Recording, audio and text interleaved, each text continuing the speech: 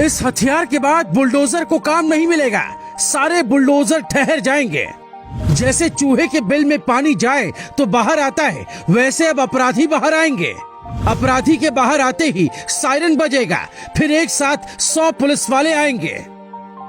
PM Modi के संसदीय क्षेत्र वाराणसी में इस तकनीक का मास्टर प्लान तैयार किया जा रहा है। ये प्लान यूपी की तस्वीर बदल सकता है। न शोर होगा, न हंगामा होगा। अपराधी जैसे ही घर से बाहर आएगा वो पकड़ा जाएगा। ये पिछले कुछ सालों की शायद एक अच्छी तकनीक साबित होगी। बुलडोजर के सामने छोटा सा दिखने वाला ये है हाई तकनीक सीसीटीवी कैमरा। इस कैमरे में इतनी ताकत है, अगर आप एक बार फोटो दिखाकर ये कोड सेट कर दिया जाए कि आप अपराधी हैं, तो फिर आप मास्क लगाएं, हेलमेट लगाएं या फिर दाढ़ी बढ़ाएं, ये कैमरा आपकी पहचान कर लेगा। वाराणसी के 16 लोकेशन पर 22 कैमरे लगाए गए हैं। जैसे ही आप सड़कों पर आएंगे, वैसे ही ये camera Kashi integrated control room को सिग्नल भेजेगा और वहाँ सायरन की आवाज आएगी। जल्द ही ये कैमरे अपने काम पर लग जाएंगे। आपको ये कैमरा 200 से 300 फीट की दूरी पर देखते ही सिग्नल भेजेगा। ये नॉर्मल कैमरा नहीं होता है, इसका नाम है फेस रिकॉग्निशन कैमरा, यानी चेहरे की पहचान करने वाला कैमरा।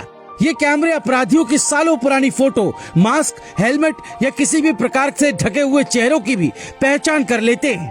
अपराधी अपना हुलिया बदलेंगे तो भी कैमरे की नजर से नहीं बच पाएंगे।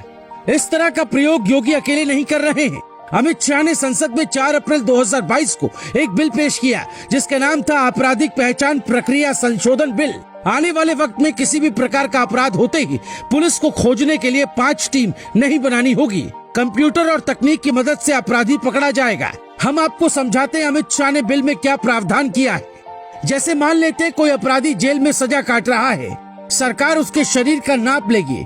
नाप में व्यक्ति का फिंगरप्रिंट, फुटप्रिंट, आंखों की आइरिश का नमूना, उसकी तस्वीर, जैविक सैंपल जैसे खून का नमूना, उसके हस्ताक्षर, उसके चलने फिरने का तरीका, उसके चेहरे की बनावट की डमी इमेज तैयार की जाएगी। किस हाथ से लिखता है, कितना तेज चलता है, कैसे बात करता है, आवाज का सैंपल, सब कुछ सरकार रिकॉर्ड करेगी। ऐसा इसलिए क्योंकि जैसे ही कोई अपराध होता है, फॉरेंसिक रिपोर्ट में ये पता चल जाता है कि अपराध कैसे किया गया होगा और पुलिस उसी रिपोर्ट के आधार पर मिलान कर सकती है। अगर कहीं किसी क्षेत्र में कुछ बड़ी घटनाएं होती हैं, तो उसे रोका जा सकता है।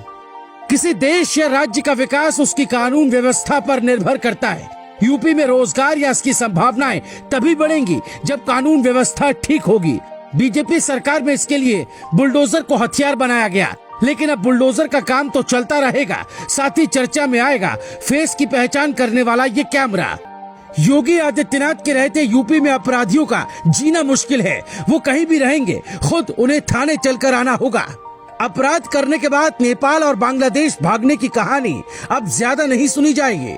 अमित शाह का सवाल था, जब केरल में 100 बीजेपी नेताओं की हत्या की गई थी, जब मानवाधिकार वाले कहां चले गए थे?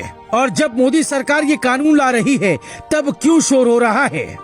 यूपी में अपराधियों के लिए अब जगह नहीं बचेगी। मानवाधिकार वाले भी अगर अपराधियों के साथ खड़े हैं तो गलत है, क्योंकि आज जब देश में अशांति है तो यूपी में शांति सिर्फ इसलिए है क्योंकि यहाँ कानून व्यवस्था अच्छी है। कोई किसी धर्म का हो, उसे बुलडोजर की ताकत का अंदाजा है और सबसे बड़ी बात ये पता है कि योगी क्या करते हैं। Bureau report, global Bharat TV.